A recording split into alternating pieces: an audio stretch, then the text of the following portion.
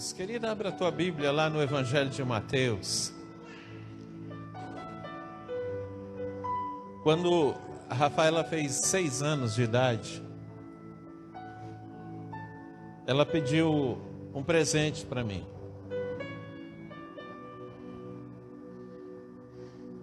E ela pediu um gato. E aí, como eu tenho uma alergia de pelos de animais, eu falo os domésticos porque eu só tive a comprovação ainda dos cachorro e de gato. Então, para não dizer não para ela, eu disse assim: filha, quando você fizer 10, eu te dou o presente. Porque qual que era a minha esperança? Ela vai esquecer, ou ela vai crescer e desincutir do presente. E passou o dia do aniversário dela, no outro dia de manhã. Pai, bom dia. Eu falei, bom dia, filha. Bênção, pai. Filha, Deus te abençoe. Pai, estou muito feliz. Eu falei, ah, é? Você está feliz com o quê? Daqui a 4 anos o Senhor vai me dar um gato. E eu falei, amém, filha. Né? Falta só 4 anos. Naquele dia ela falou mais umas 3 vezes do gato. Eu falei, bom, é o primeiro dia, né? Ela vai desincutir disso. E aí passou uma semana, e todos os dias da semana ela falou pelo menos 3 vezes do gato. Passou o primeiro mês, e ela falou todos os dias do gato. Passou o primeiro ano, quando foi no primeiro aniversário dela, depois da minha promessa para ela, ela chega para mim e fala, pai, falta só 3 anos para que o Senhor me dê um gato. Eu, amém, filha. E aí passamos para o segundo ano, todos os dias ela falava para mim, vou ganhar um gato. E aí, quando estava perto do aniversário dela, ela começou a contar assim, pai, falta só 2 anos e 4 dias para mim ganhar um gato. Chega no aniversário dela, ela fala, pai, agora só falta 2 anos para mim ganhar um gato. E aí, todo dia ela falava desse gato, todo dia.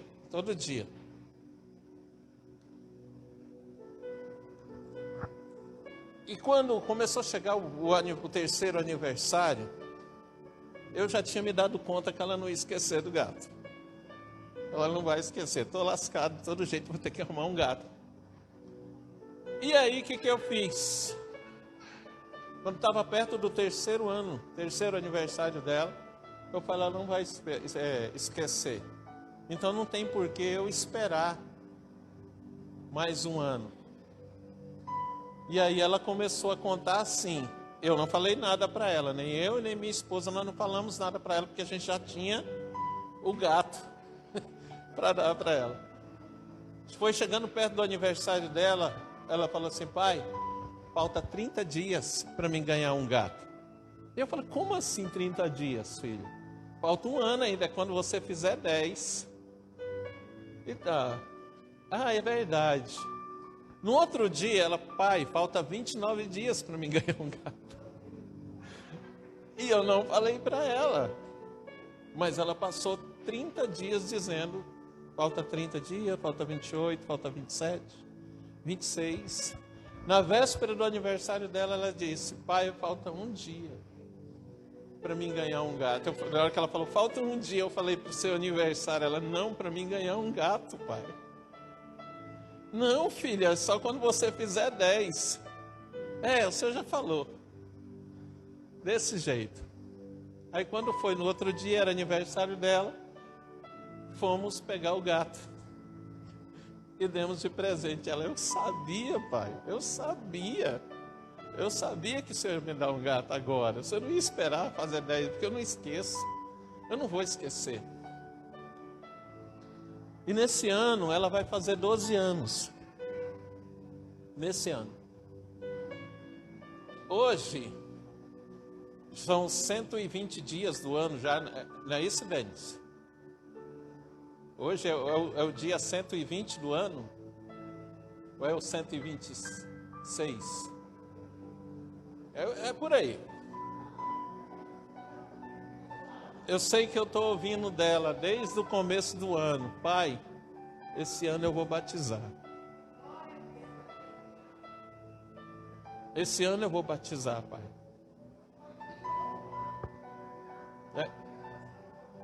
Na virada do ano, a primeira coisa, esse é o ano que eu vou batizar, pai. Todo dia ela lembra, pai, eu vou batizar. Pai, aí hoje nós fomos participar de um batismo e ela chegou, pai, tá faltando só alguns meses, pai. Eu falei, mas nós não vamos te batizar no dia do teu aniversário. Eu falei assim, pai, não importa. Eu sei que quando eu fizer 12, eu vou estar pronta para batizar, pai. Estou pronta. Eu estou pronta para batizar. E ela fala. E eu estou falando isso porque, meu amado, tem um monte de criança, né, que vai lá para a salinha das crianças. Aí tem uns que já são grandes, né? E ela fala assim, pai, quando eu batizar, eu já posso ser professora. Porque eu quero ajudar. Fala para a pessoa que está ao teu lado, fala assim, Deus espera de você esse desejo de servi-lo. Amém? Mateus 14.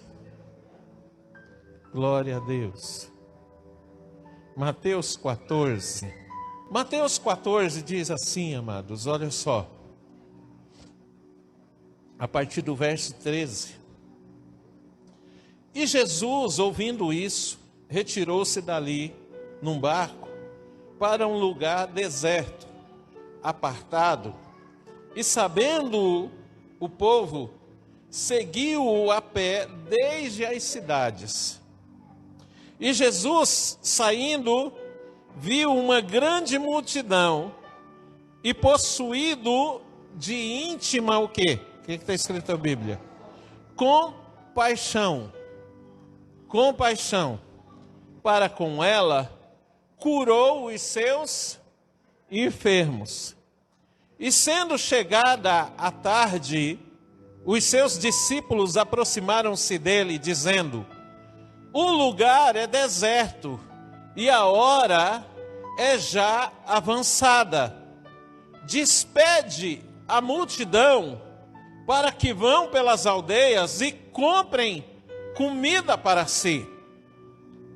Jesus, porém, lhes disse, não é mister que vão, dai-lhes vós de comer.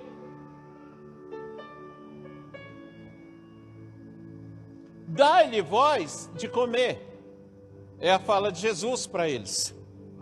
Mas, eles dizem assim, dai-lhe vós de comer. Cadê o meu texto? 17, então eles lhes disseram, não temos aqui senão o quê? E 2 peixes. E ele disse, trazei-mos aqui. Tendo mandado que a multidão se assentasse sobre a erva, tomou os 5 pães e os 2 peixes, e erguendo os olhos ao céu, os abençoou, e partindo os pães, deu-os aos discípulos, e os discípulos à multidão. E comeram todos, e saciaram-se, e levantaram dos pedaços que sobejaram 12 cestos cheios. E os que comeram foram quase 5.000 homens, além das mulheres e crianças. Fecha os teus olhos, Pai. Nós te louvamos, te agradecemos. Colocamos o nosso coração nas tuas mãos, a nossa vida.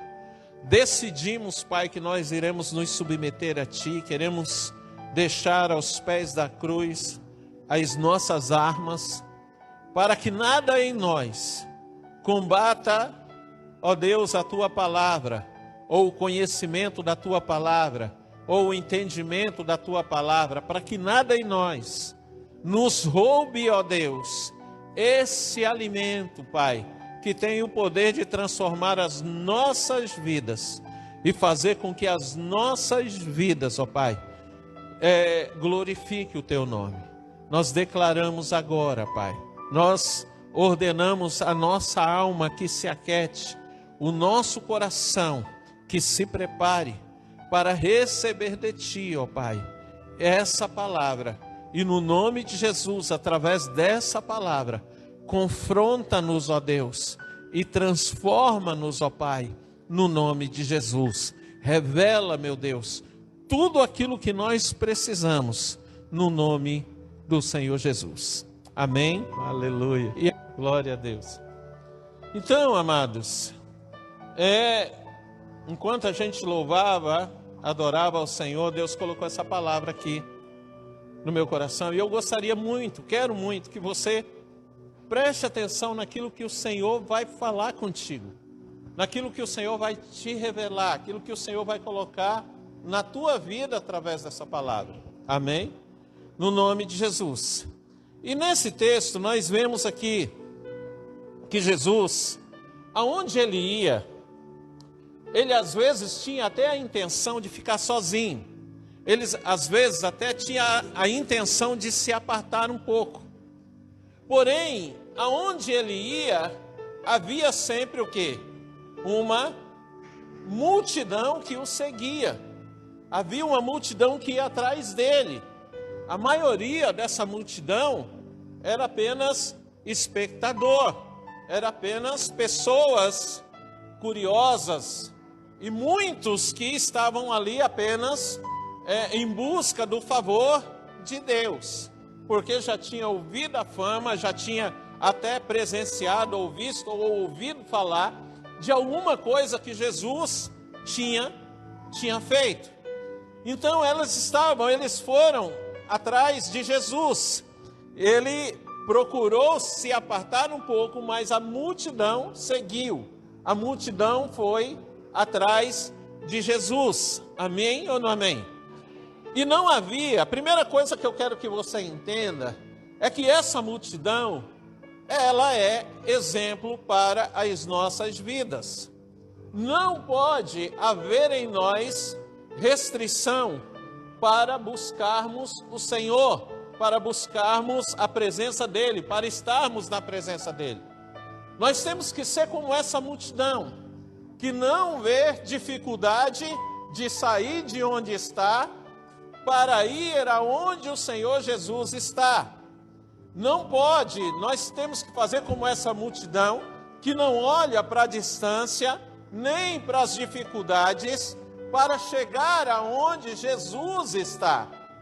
E a prova disso é que essa multidão saiu de longe para ir até onde Jesus estava, que ela nem se deu conta que eles não teriam nada para comer. Entende? Essa multidão foi atrás de Jesus, mas nem parou para pensar se ia faltar comida, se ia ter comida ou não, se ia dar tempo ou não de voltar. Então essa multidão é exemplo para nós. Por quê? Porque muitas vezes nós podemos buscar o Senhor, mas nós fazemos corpo mole e não o buscamos. Qualquer coisa se torna um motivo para a gente não buscar a Deus. Qualquer coisa se torna um motivo para a gente não orar. Qualquer coisa se torna um motivo para não ler a palavra de Deus. Qualquer coisa se torna um motivo para não cultuar. Qualquer coisa se torna motivo para deixar de lado aquilo que é de Deus e dar ouvidos ou atenção para aquilo que não vem de Deus. Vocês estão entendendo? Amém ou não amém? Qualquer coisa é motivo. E nós não temos as dificuldades que esse povo aqui tinha. Nós não temos os obstáculos que esse povo tinha. Então esse povo é exemplo para nós no quesito buscar ao Senhor. Buscar ao Senhor, não haver restrição para buscar a Deus. Amém ou não amém? E a palavra está dizendo aqui que quando Jesus viu esse povo, ele é possuído de íntima compaixão para com esse povo. E o que significa compaixão? Compaixão. Jesus olhava para a multidão apaixonado por ela. Mas Jesus, ele ficava apaixonado pela multidão por quê? Era simplesmente porque era uma multidão? Não. Jesus olhava para aquela multidão com compaixão, porque ele via naquela multidão o sacrifício que ela estava fazendo para poder estar diante dele. Ele olhava para a multidão e se compadecia da multidão, por quê? Porque ele até tentou ficar apartado, mas a multidão não teve restrição para andar até onde ele estava. Ele ficou apaixonado pela multidão e, como a palavra de Deus diz aqui, começou a curar os seus enfermos, por quê? Por causa do sacrifício que aquela multidão estava fazendo para estar na presença dele. E todas as vezes, amado, que nós decidimos estar na presença do Senhor, todas as vezes que nós decidimos que nós não deixaremos nenhum tipo de obstáculo impedir a nossa comunhão com Ele, ou a nossa presença diante dEle, quando nós decidimos isso, Deus olha para nós, Jesus olha para nós, e Ele tem o mesmo sentimento que Ele teve ali. Quando você está aqui, você vem para o culto no domingo, e você tinha tudo para que você não viesse, mas você venceu todos os obstáculos e você veio, ainda que aqui você não consiga orar, ainda que aqui você não consiga levantar a mão, ainda que aqui você só consiga chorar, Deus olha para você, Jesus olha para você, e Ele sente o quê? Compaixão, Ele se compadece de você, e Ele olha para você, e você não precisa falar uma só palavra, porque Ele sabe o que está acontecendo contigo, porque Deus sabe, querido, aquilo que nos trouxe aqui. Ele conhece o nosso coração, Ele conhece as intenções do nosso coração. Quando nós nos apresentamos a Ele, a primeira coisa que Ele faz é olhar para o nosso coração e Ele enxerga o nosso coração. E Jesus, quando olhou para essa multidão, Ele se compadeceu dela porque Ele viu o sacrifício que a multidão fez para chegar até onde Ele estava.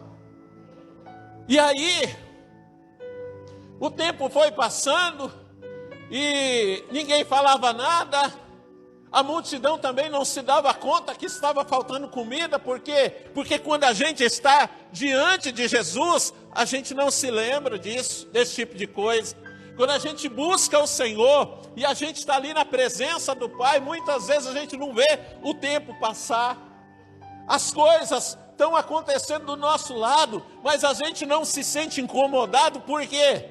Porque nós estamos na presença do Pai, e nada nos chama mais a atenção do que a presença do Pai. Amém ou não amém? Então, quando nós estamos na presença de Deus, a gente não vai atentar para as outras coisas, querido. É normal isso acontecer, por quê? Porque a presença de Deus prende a nossa atenção. E esse povo estava ali diante de Jesus. Alguns foram curados, viveram experiências maravilhosas com o Senhor.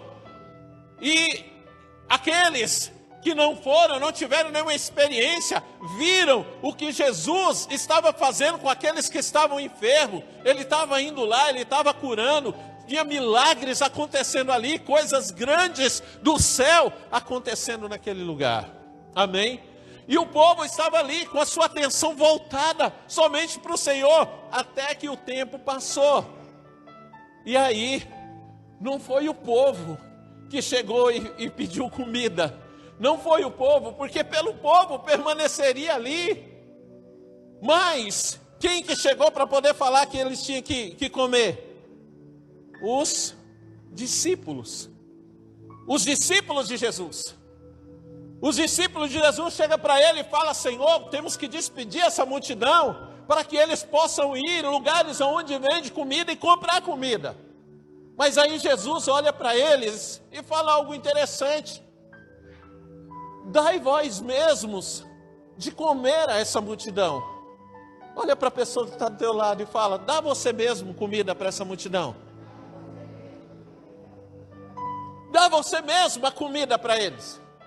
Jesus pega e fala: olha, dai vós mesmos. Mas por que os discípulos estavam ali, querido? Aqui eu estou conjecturando, tá?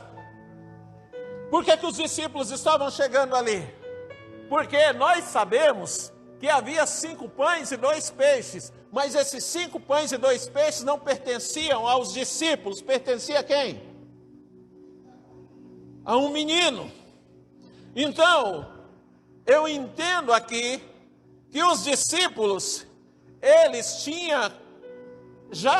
também não tinham comprado comida, mas eles já tinham achado um jeito de ficar amigo do garoto. Eles já tinham chegado no menino e já ter feito amizade. Talvez falou assim: olha, se você repartir comigo a comida, com a gente a comida, nós vamos levar você até o Senhor. Nós vamos apresentar Ele para você. Nós vamos pedir para Ele pegar você no colo, colocar você sentado na perna dele. Basta apenas que você divida conosco essa comida, né? E estava ali. Aí Jesus pega e fala assim: olha, dá comida vocês mesmos para essa multidão. E aí eles respondem para Jesus o seguinte: não temos aqui o quê? Senão, fala o nome de Jesus, 5 pães e 2 peixes. Eles já estavam falando como se fossem o quê? Donos dos 5 pães e dos 2 peixes. Eles já tinham se tornado administradores dos 5 pães e dos 2 peixes. Então Jesus pega e fala para eles: não, dá vocês mesmos de comer, mas nós só temos isso. Aí Jesus pega e diz para ele, fala assim: então entrega nas minhas mãos. Você conhece pelo menos uma pessoa que precisa de Jesus, sim ou não? Você conhece pelo menos uma pessoa que precisa desse alimento, sim ou não? Então Jesus está dizendo: dá você mesmo comida para ele. Jesus está dizendo: essa pessoa que você está dizendo que precisa dele, que você conhece, essa pessoa que você está dizendo que precisa desse alimento, Jesus está dizendo: é responsabilidade tua. É tua responsabilidade. Dá você mesmo.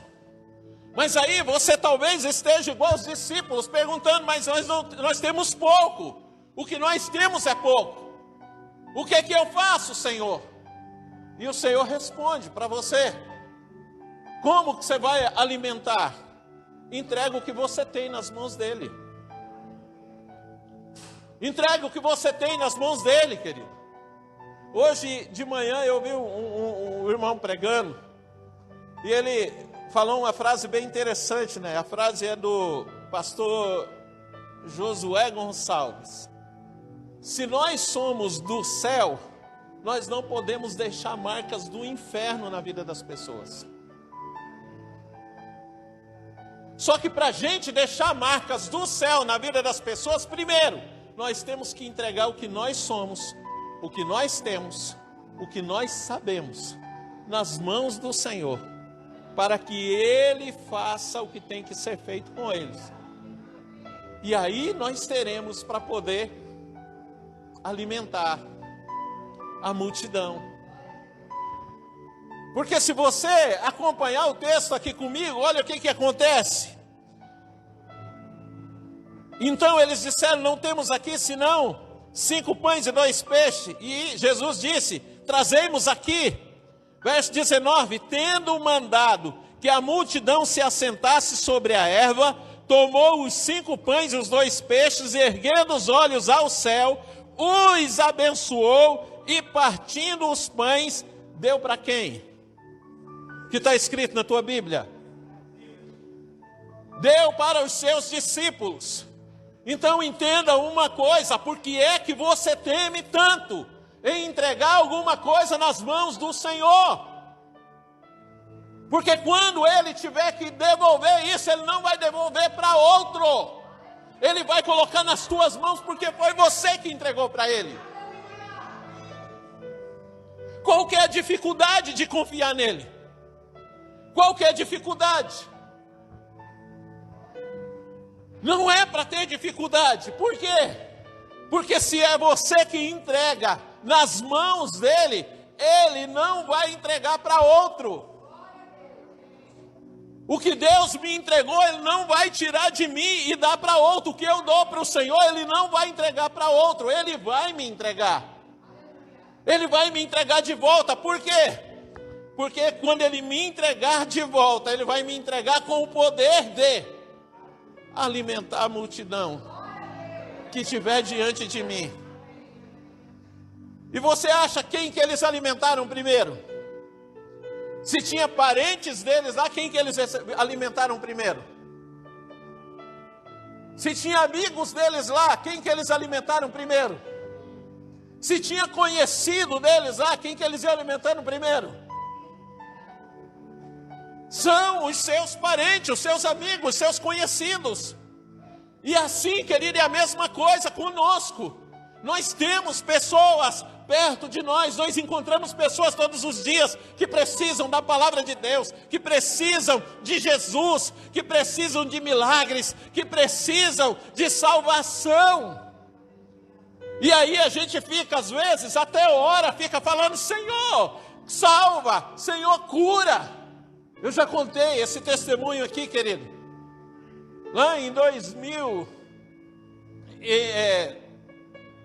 99, 2000, a gente orava de madrugada, eu, o meu pastor e um dos meus discípulos, que trabalhava comigo, a gente orava de madrugada, 5 horas da manhã, todos os dias a gente estava orando.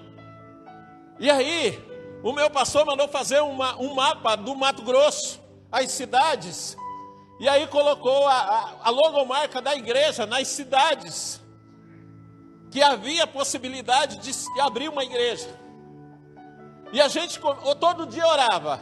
A gente tinha um momento que a gente pegava, colocava aquele mapa no chão, e a gente vinha e se ajoelhava ali, colocava as 2 mãos em cima e começava a declarar: Senhor, vai haver igreja nessas cidades, Senhor, o Senhor vai salvar pessoas nessa cidade, vai vir um avivamento sobre o Mato Grosso, essa igreja vai entrar nessas cidades, as pessoas vão te encontrar, Senhor, através, ó Deus, dessa igreja, nessas cidades.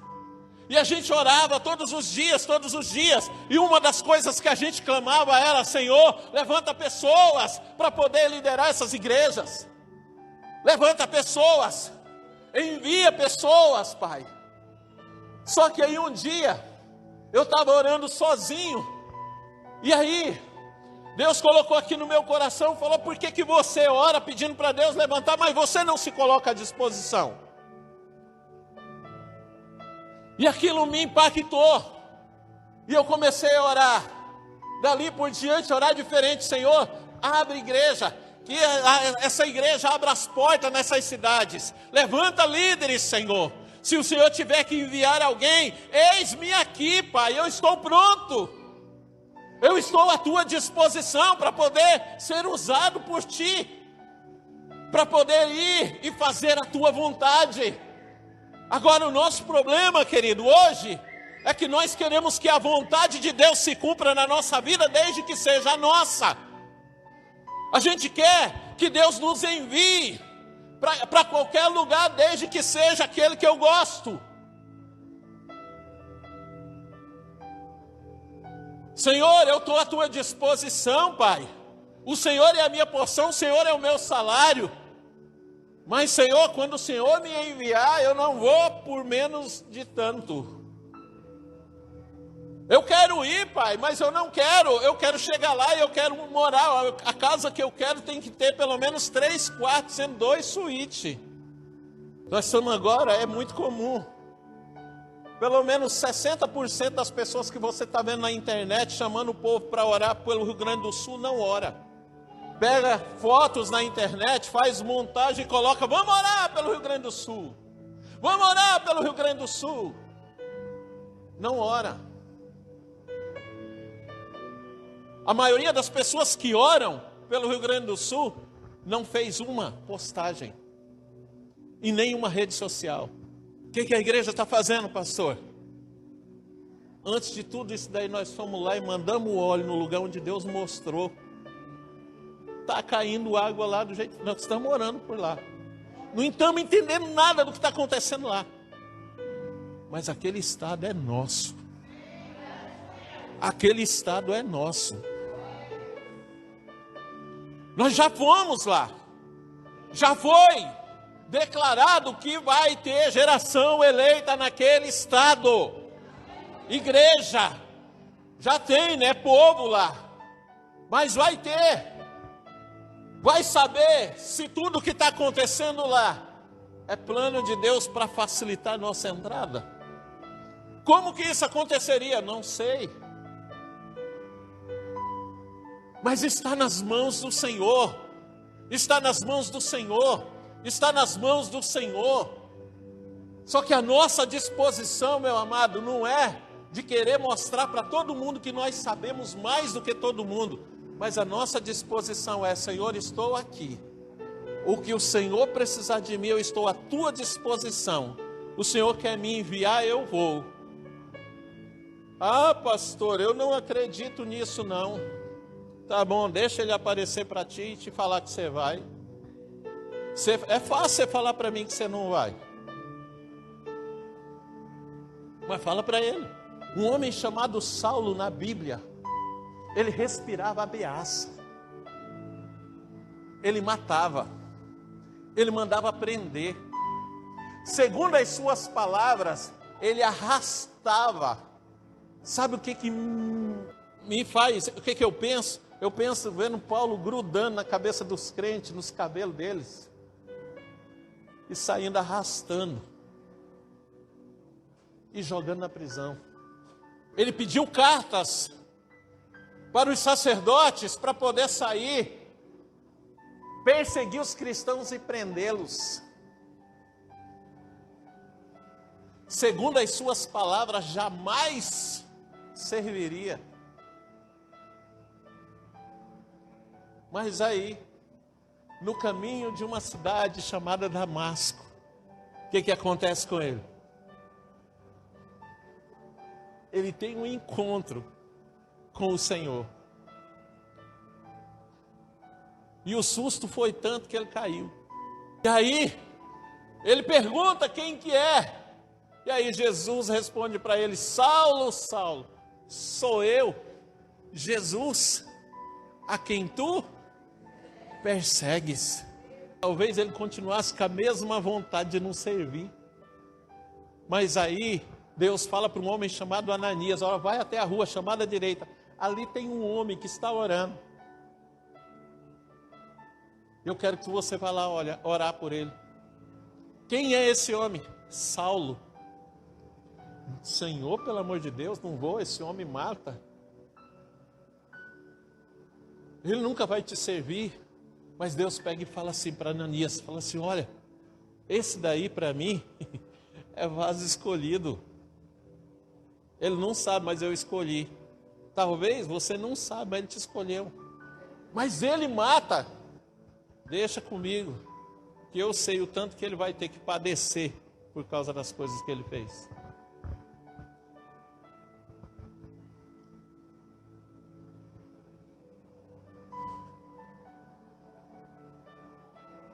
Você chega diante de Deus e fala, Senhor, eu só tenho isso. Eu só tenho isso. Talvez não é muito. Talvez é quase nada, como a farinha e o azeite da viúva foi ministrado no domingo passado. E tudo que Deus quer ouvir, da mesma forma da viúva, Deus quer que você entregue nas mãos dele.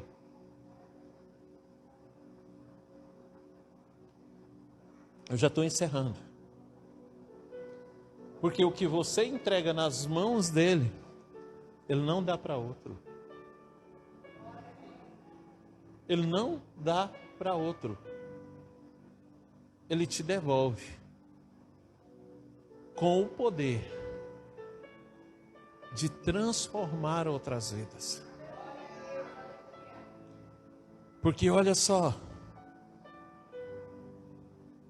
deu aos seus discípulos e os discípulos deu para a multidão.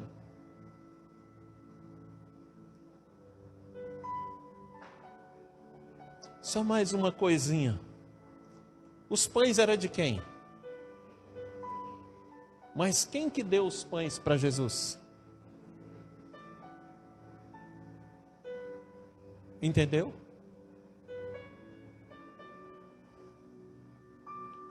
Amados, ontem, domingo passado, eu falei que a felicidade só existe para quem cumpre propósito. Quando você cumpre o propósito, você conhece a verdadeira felicidade, a plenitude da felicidade em Deus. Amém? O problema é que a maioria das pessoas falam assim, mas eu não sei qual é o meu propósito. Não é isso? Se eu te perguntar, qual que é o propósito de Deus para a tua vida? Você sabe me responder? Talvez você não saiba. Mas aí surge a pergunta assim, fala, pastor, então se eu não sei, como que eu cumpro o propósito? É muito simples, amado. É muito simples. Por que que existe igreja? De acordo com 1 Coríntios capítulo 12, Deus chama a igreja de quê? De corpo. Amém ou não amém? Deus chama a igreja de corpo. E nós somos quem? Nós somos os membros desse corpo. Para minha mão cumprir o propósito, ela tem que estar onde? Ela tem que fazer parte desse corpo. Quando Deus me dá uma direção para mim, pessoal, para mim ir por um caminho, a minha mão tem como decidir ir por outro? Então, para ela cumprir o propósito, ela tem que seguir a direção do... É fácil. Você não sabe qual é o teu propósito ainda? Segue a direção do corpo. Segue a direção que Deus está dando para o corpo. E você vai cumprir o teu propósito. E aí, amada, a última coisa que eu quero falar para você é: Deus não multiplica nada que não seja para cumprir um propósito. Tiago 4,3 diz assim: pedis e não recebeis. Por quê? Pedis mal, para gastardes aonde? Nos vossos próprios deleites. O que Deus está dizendo ali, através de Tiago, é o seguinte: ele falou assim, ó, pedis e não recebeis, porque vocês pedis mal, não para cumprir o meu propósito, mas para cumprir a tua vontade própria, para fazer a tua vontade, para você ostentar. Então tudo o que Deus quer que a gente faça é cumprir o propósito dele. Só que não tem como cumprir o propósito se a gente não coloca nas mãos dele. Se a gente não confia nele, não tem como a gente cumprir esse propósito. Amém ou não amém? Qual que é o propósito? Quero que você fique de pé em nome de Jesus. Nós já vamos encerrar.